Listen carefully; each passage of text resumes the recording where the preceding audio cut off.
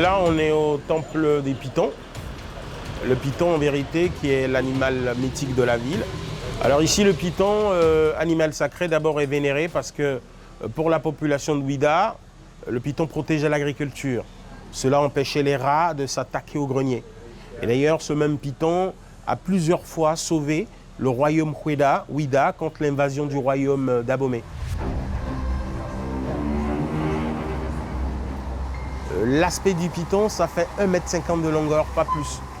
Et la plus grande partie des pythons, en vérité, c'est en liberté, dans les maisons. Et ici, quand les gens ils les retrouvent chez eux, ils sont contents parce qu'ils se disent que c'est leur Dieu, c'est leur divinité.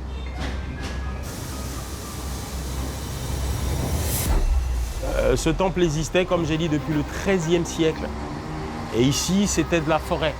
D'où vous avez ces arbres qui datent des siècles encore, que vous retrouvez encore ici. Et ici, nous avons des cérémonies qui se font une fois tous les 7 ans. La population apporte des offrandes, qui est des poulets, des moutons, une fois tous les 7 ans.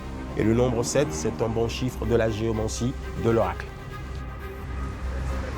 Ça n'a pas de dents, ça n'a pas de venin, donc du coup, ça ne mord pas. Donc mettre un python autour du cou, c'est un peu comme prendre un médicament, puisque le signe de la pharmacie, c'est un serpent.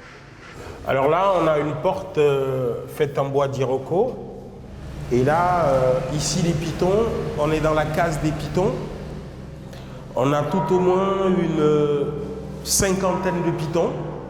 Ici, on a de l'eau sacrée. Vous prenez l'eau, vous vous lavez la main, vous en mettez un peu dans la figure, un peu sur la tête, et intérieurement, vous formulez tout ce que vous avez comme vœu. Et quand on prend le python, il a les scarifications. Ceux qui vénèrent les pythons, ils ont des scarifications sur leur figure. D'abord, chez nous, le python, on dit qu'il voyage quand il meurt. Parce que chez nous, une divinité ne meurt jamais. Avec l'urbanisation, les constructions des routes et tout ça, quelquefois, quand ils sortent, ils se font écraser. Et quand ça arrive, on les ramène chez nous ici et on les enterre exactement comme des hommes, avec des cérémonies. Dans tout le Bénin et principalement sur toute la côte, le python est vénéré.